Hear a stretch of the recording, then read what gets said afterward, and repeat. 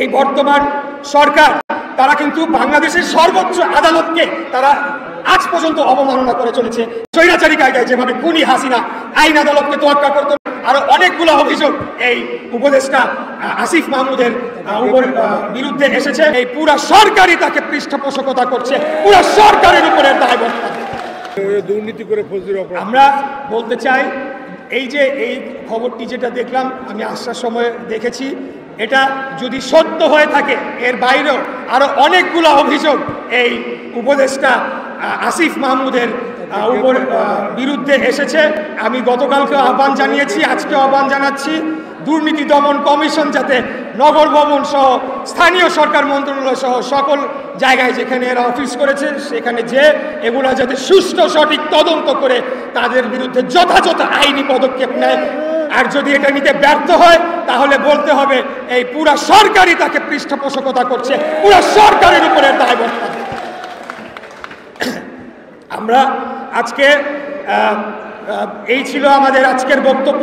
আমরা আগামীকালকে পরবর্তী কর্মসূচি নিয়ে আমরা পরবর্তী ঘোষণা দিব।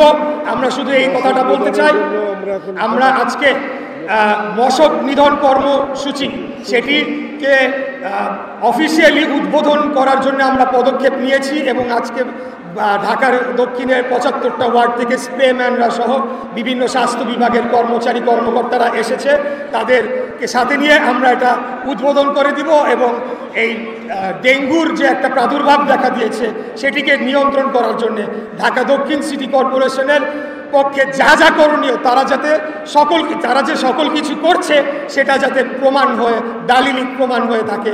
কারণ আমরা দেখতে পাচ্ছি যে আমাদের এই আন্দোলনকে ষড়যন্ত্রমূলকভাবে ব্যাহত করার চেষ্টা করছে এবং এই এখানকার সেবা বিঘ্নিত হওয়ার নামে বিভিন্ন ধরনের দুর্ভোগ সৃষ্টি হচ্ছে, সেটা দায় আমাদের উপরে চাপানোর চেষ্টা করা হচ্ছে। সেটিকে আমরা জনগণের কাছে তুলে ধরতে চাই। আর সর্বশেষ যে কথাটি বলবো যে এই বর্তমান সরকার তারা কিন্তু বাংলাদেশের সর্বোচ্চ আদালতকে তারা আজ পর্যন্ত অবমাননা করে চলেছে।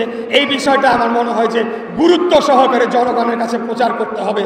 তারা যদি বলে থাকে যে স্বৈরাচারকে হটিয়ে, ফ্যাসিবাদকে হটিয়ে নতুন একটা সম্ভাবনাময় বাংলাদেশ গড়ার জন্য তারা এসেছে, কিন্তু তারা একই কায়দায় স্বৈরাচারী কায়দায় যেভাবে খুনি হাসিনা আইন আদালতকে তোয়াক্কা করতো না, জনগণকে তোয়াক্কা করতো না, সংসদকে ধ্বংস করেছে তাদের ব্যক্তিগত লোকদেরকে ভুয়া ভোটের মাধ্যমে বসিয়ে, তারই কি ধারাবাহিকতা কি আমরা দেখতে পাচ্ছি কিনা আজকে সেই প্রশ্ন জনগণকে অবশ্যই করতে হবে।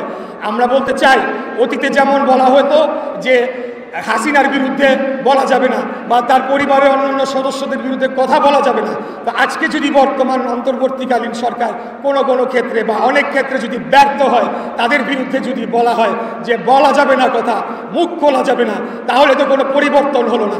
আমি বলতে চাই যে বাংলাদেশ সবার আগে বাংলাদেশ রাষ্ট্র এবং জনগণ। এখানে কোনো এক ব্যক্তি রাষ্ট্রের চেয়ে বড় হতে পারে না, জনগণের চেয়ে বড় হতে পারে না।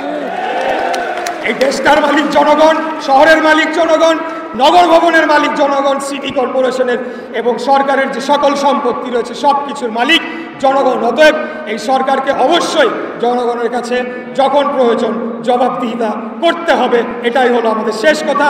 আমরা কাউকে ছেড়ে কথা বলার জন্য জন্ম হয় নাই। আমরা ইনশাল্লাহ যত ধরনের জেল জুলুম অত্যাচার নির্যাতন আগে সহ্য করেছি, এমনকি জীবনকে বাজি রেখে রাজপথে আন্দোলন করেছি, আবারও যদি প্রয়োজন হয় জেলে যাওয়ার জন্য আমরা প্রস্তুত। আবার যদি প্রয়োজন হয় জনগণের অধিকার প্রতিষ্ঠার জন্য বুক পেতে গুলি খাওয়ার জন্য আমরা প্রস্তুত।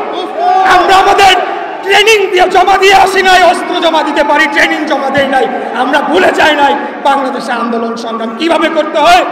বিশেষ করে বাংলাদেশ জাতীয়তাবাদী দলের যারা সৈনিকরা রয়েছেন তাদেরকে নতুন করে শেখাতে হবে না।